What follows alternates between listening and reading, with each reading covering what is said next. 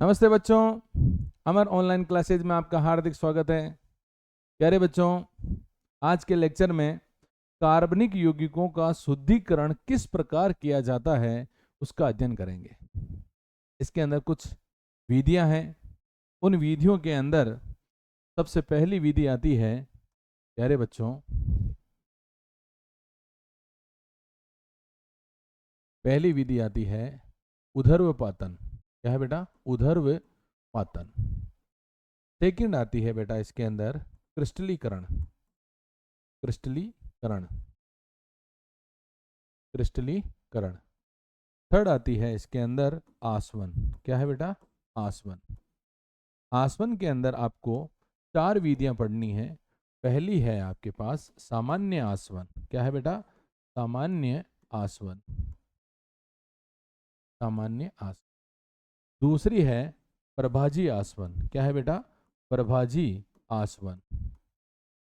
प्रभाजी आसवन। तीसरी विधि है निम्न दाब पर आसवन। निम्न दाब पर आसवन। और फोर्थ है भाप आसवन। क्या है बेटा? भाप आसवन। भाप आसवन। फोर्थ विधि जो आती है, फोर्थ है विभेदी निष्कर्षण। क्या है बेटा? विभेदी निष्कर्षण। विभेदी निष्कर्षण। और पांचवी आती है क्रोमेटोग्राफी। क्या है बेटा? क्रोमेटोग्राफी। क्रोमेटोग्राफी। ये 5 विधियां हैं, ये 5 टेक्निक है जिससे आप लोग क्या कर सकते हो? कार्बनिक यौगिकों का शुद्धिकरण कर सकते हो। इसके अंदर फर्स्ट आती है, फर्स्ट कौन सी है? उदरपातन। सेकंड क्रिस्टलीकरण। थर्ड आसवन। फोर्थ विभेदी निष्कर्षण। पांचवी क्रोमेटोग्राफी। इसके अंदर फर्स्ट लेते हैं अपन उधर्वपातन। क्या है बेटा? उधर्वपातन।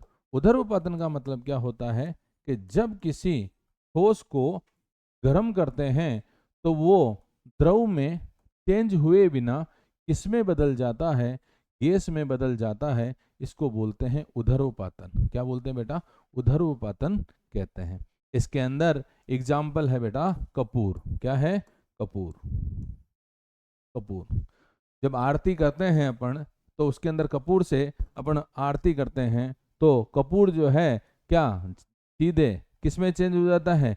गैस में चेंज हो जाता है। वो द्रव के अंदर चेंज नहीं होता है। इसको क्या बोलते हैं? उधर्वपातन कहते हैं। प्यारे बच्चों, सेकंड विधि आती है इसके अंदर। सेकंड है क्रिस्टलीकरण। क्या है बेटा? क्रिस्टलीकरण।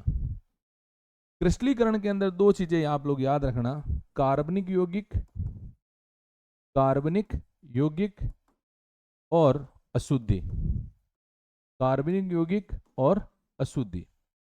जब आप लोग अशुद्धि युक्त जब अशुद्धि युक्त किसी कार्बनिक यौगिक को किसी विलायक के अंदर घोलते हैं तो ध्यान रखना आप लोग, कार्बनिक यौगिक और अशुद्धि की विलेयता में क्या होना चाहिए? अंतर होना चाहिए। जैसे आपके पास रेत है, रेत के अंदर आपने डाल दिया नमक। ठीक है बेटा?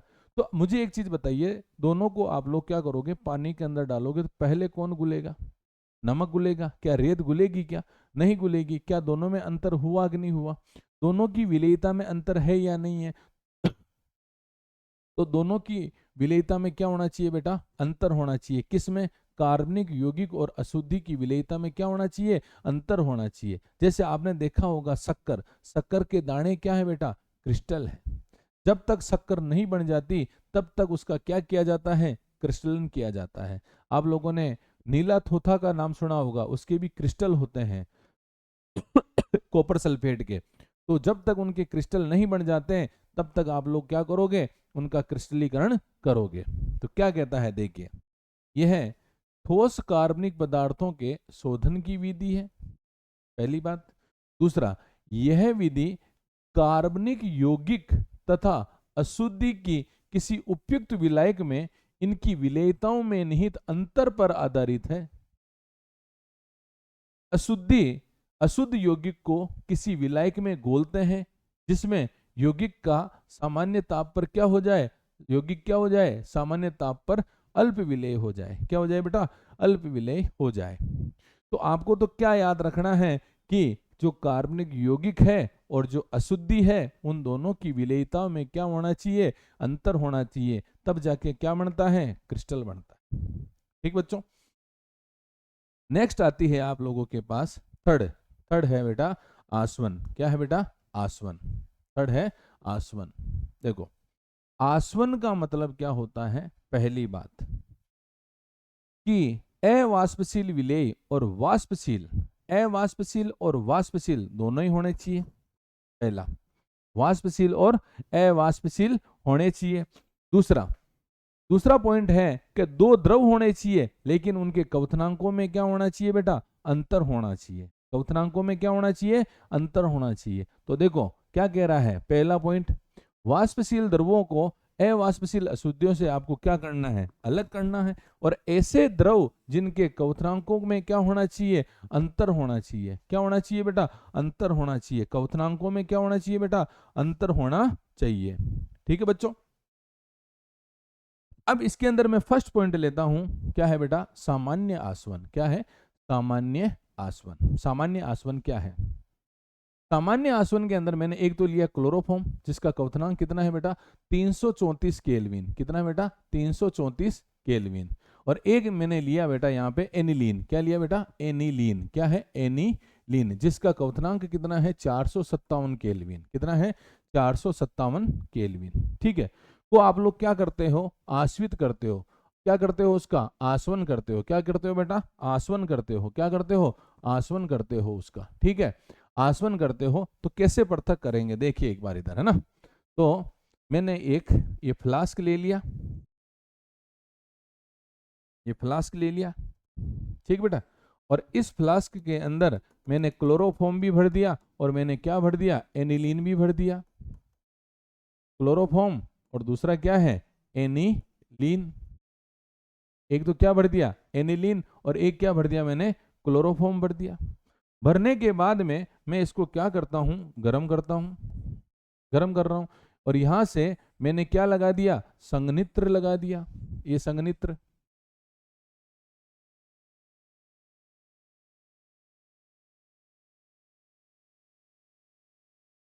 ये संघनित्र,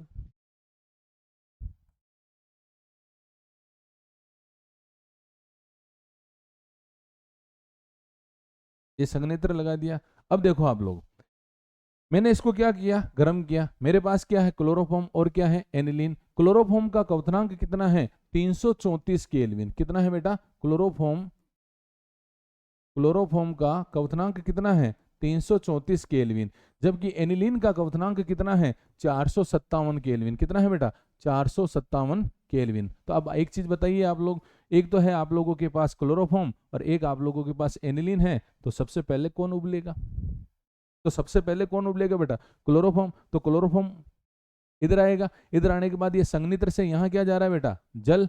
और इधर से जल क्या हो जाएगा? बाहर, वापस बाहर निकल जाएगा। तो क्लोरोफॉर्म क्या हो जाएगा? ठंडा। ठंडा होने के बाद में इधर एकत्रित हो जाएगा। तो बताइए, क्लोरोफॉर्म और एनिलीन को क्या कर दिया अपन ने? अलग कर दिया।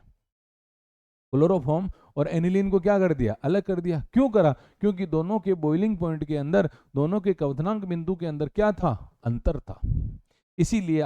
इसीलिए इन दोनों को क्या कर दिया? अलग कर दिया। ठीक है बच्चों, नेक्स्ट आती है इसके अंदर नेक्स्ट आती है इसके अंदर प्रभाजी आसवन। क्या है बेटा? प्रभाजी आसवन। क्या है? प्रभाजी आसवन। ठीक है, प्रभाजी आसवन क्या है? देखो, ये क्या कह रहा है कि दो द्रवों के क्वथनांकों में, दो द्रवों के क्वथनांकों में, अभी मैंने क्या बताया था आप लोगों को? सामान्य आसवन। सामान्य आसवन के अंदर क्या था? क्लोरोफॉर्म और एनिलीन था। दोनों के क्वथनांक बिंदु में क्या था बेटा? अंतर था। लेकिन प्रभाजी आसवन क्या कह रहा है? प्रभाजी आसवन ये कह रहा है कि पर्याप्त अंतर नहीं होता है। अगर पर्याप्त अंतर नहीं है, किसके बीच में? क्वथनांक में पर्याप्त अंतर नहीं है, दो द्रवों के क्वथनांकों में पर्याप्त अंतर नहीं है, तो उसके लिए क्या करेंगे? प्रभाजी आसवन काम में लेंगे। क्या करेंगे बेटा? प्रभाजी आसवन काम में लेंगे। होने की दिशा में उन्हें साधारण आसवन से पृथक नहीं किया जाता है। ऐसे द्रवों के वाष्प इसी ताप परास में बन जाते हैं तथा साथ साथ संघनित हो जाते हैं। ऐसी दिशा में प्रभाजी आसवन तकनीक का उपयोग किया जाता है। इस तकनीक में गोल पेंदे वाला फ्लास्क लेते हैं, जिसके मुंह पर क्या लगा देते हैं, प्रभाजी कोलम लगा देते हैं। क्या लगा देते हैं, प्रभाजी कोलम लगा देते हैं। देखो इसमें क्या होता है कि उच्चतर क्वथनांक वाले द्रव के वाष्प निम्नतर क्वथनांक वाले द्रव के वाष्प की तुलना में पहले संघनित हो जाती है। इस प्रकार प्रभाजी कोलम में ऊपर उठने वाले वाष्प में अधिक वाष्पशील पदार्थ की मात्रा अधिक होती जाती है और प्रभाजी कोलम के शीर्ष तक पहुंचते पहुंचते वाष्प में मुख्यतः अधिक वाष्पशील अवयव ही क्या हो जाता है, रह जाता है। अधिक वाष्पशील अवयव ही रह जाता है। जैसे देखिए मैं डायग्राम में बताता हूं आपको। देखो ये डायग्राम देखना, पहले डायग्राम में क्या क्या है वो देख लो आप लोग, है ना। ये मैंने यहाँ लगा रखा है प्रभाजी कोलम। क्या लगा रखा है बेटा, प्रभाजी कोलम। ये है प्रभाजी कोलम, ये प्रभाजी कोलम। और ये क्या है, गोल पेंदे का फ्लास्क। क्या है बेटा, गोल पेंदे का फ्लास्क।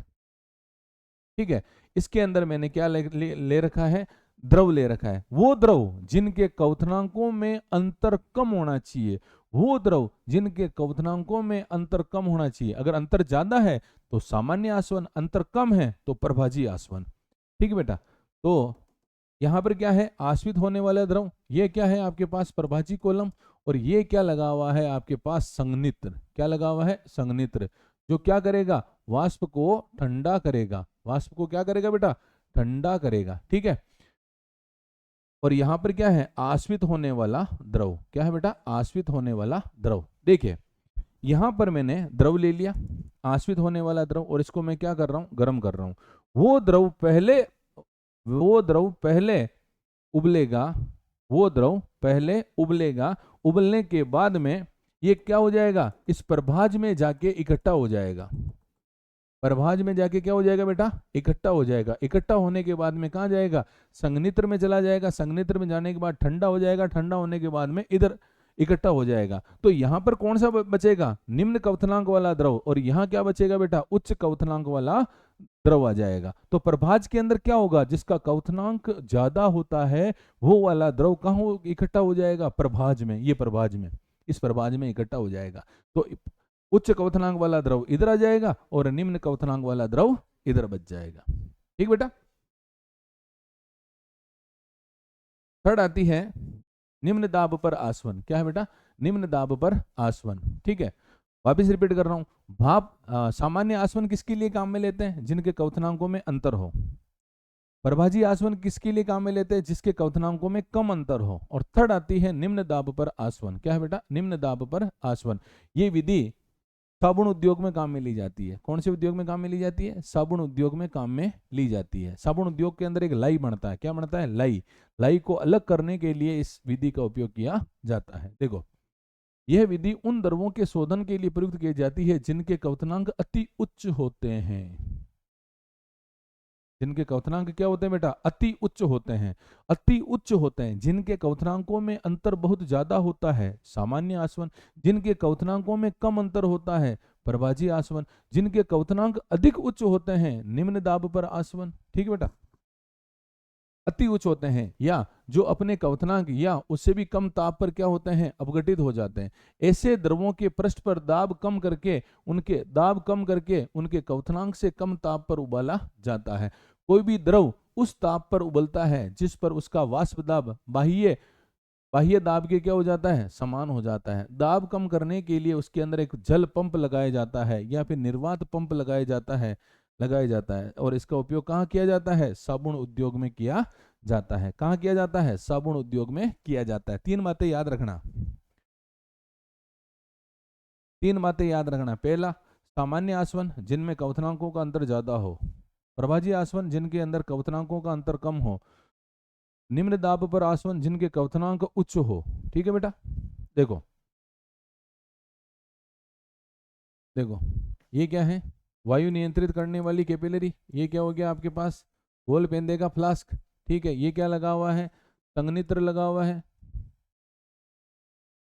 संघनित्र लगा हुआ है। और यहाँ पर क्या हो जाएगा, द्रव इकट्ठा हो जाएगा, ये द्रव। और इधर लगा हुआ है निर्वात पंप। क्या लगा हुआ है, निर्वात पंप। और निर्वात पंप से क्या जुड़ा हुआ है, मैनोमीटर। क्या जुड़ा हुआ है बेटा, मैनोमीटर जुड़ा हुआ है। मैनोमीटर जुड़ा हुआ यह है मैनोमीटर। क्या है बेटा? मैनोमीटर। ठीक है, इधर से जल जाएगा और ऊपर से जल क्या हो जाएगा? निकल जाएगा, जल निकल जाएगा।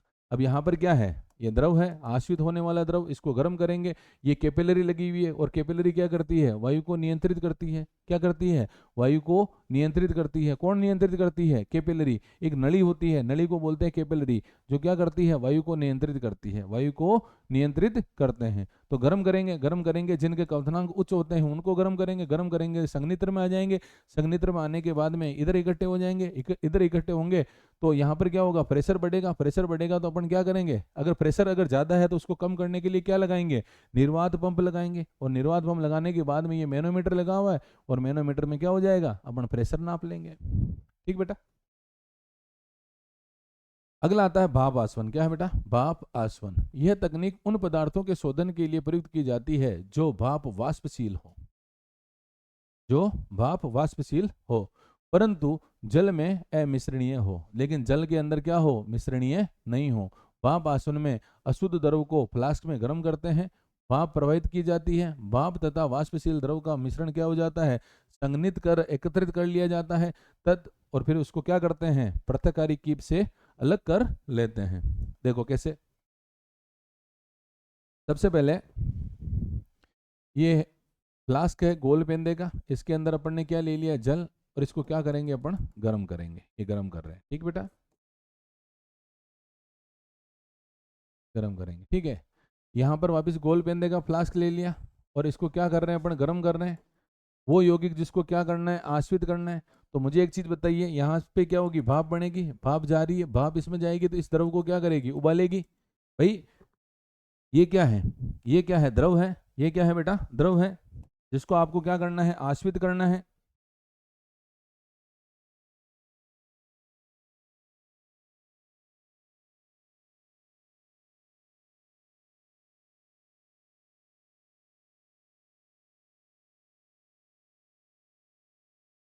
देखो बेटा,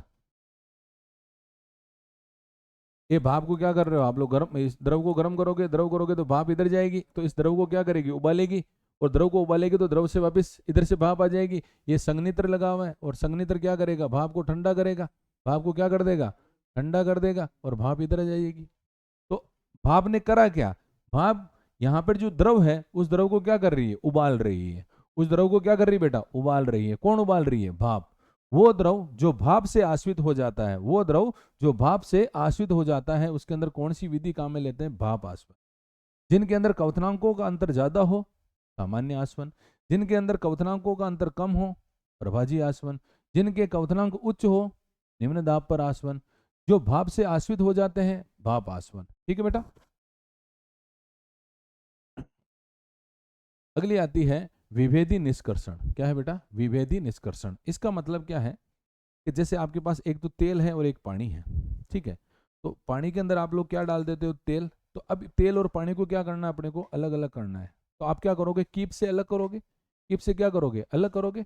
कैसे? देखो, कार्बनिक यौगिक को उसके जलीय विलयन में से ऐसे कार्बनिक विलायक द्वारा निष्कर्षित किया जाता है जिसमें कार्बनिक यौगिक की विलेयता, कार्बनिक यौगिक की विलेयता जल की अपेक्षा क्या होती है?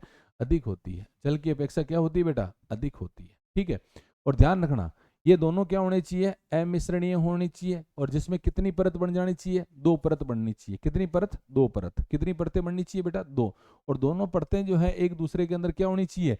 अमिश्रणीय होनी चाहिए। क्या होनी चाहिए? अमिश्रणीय होनी चाहिए। कैसे? देखो,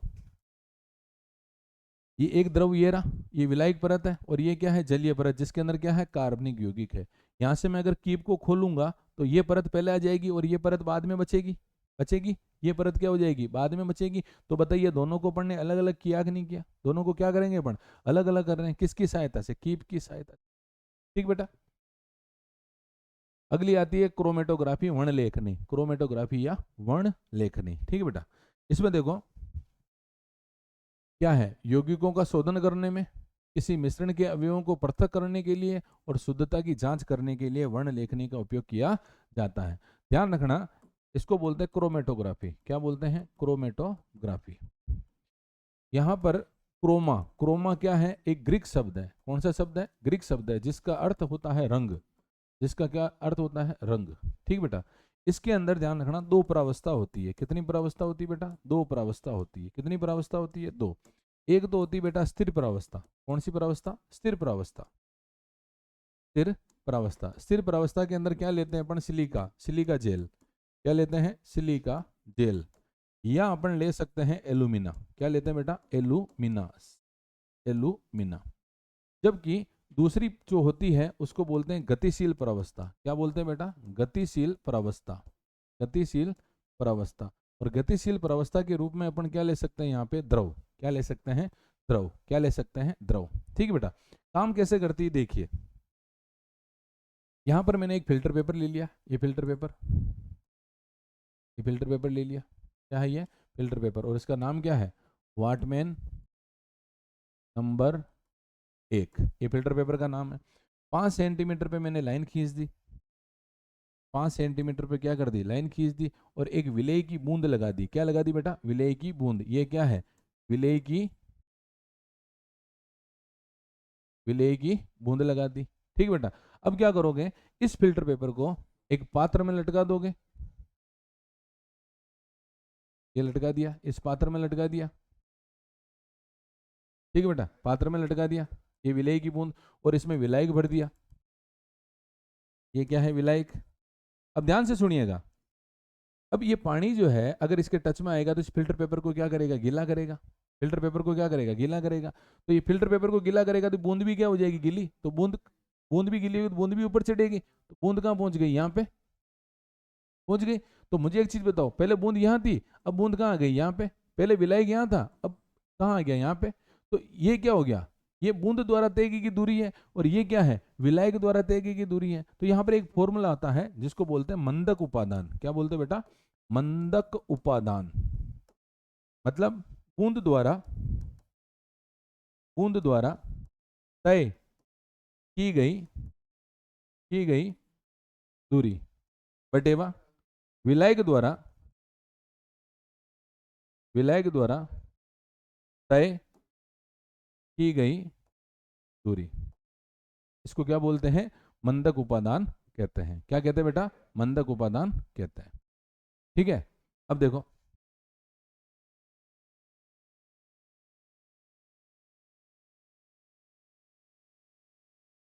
सबसे पहले क्या पढ़ी थी आपने? उदर उपादान।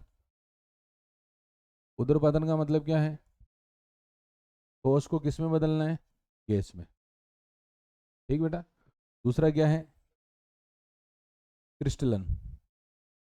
क्रिस्टलन का मतलब क्या है? कार्बनिक यौगिक और अशुद्धि की विलेयता में अंतर होना चाहिए। ठीक बेटा, तीसरा आसवन में पहला सामान्य आसवन, इसका मतलब है क्वथनांकों में अंतर होना चाहिए। क्वथनांकों में क्या होना चाहिए बेटा? अंतर। दूसरा प्रभाजी आसवन, प्रभाजी आसवन, क्वथनांकों में कम अंतर होना चाहिए।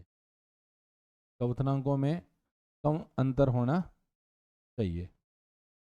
तीसरा निम्न दाब पर आसवन,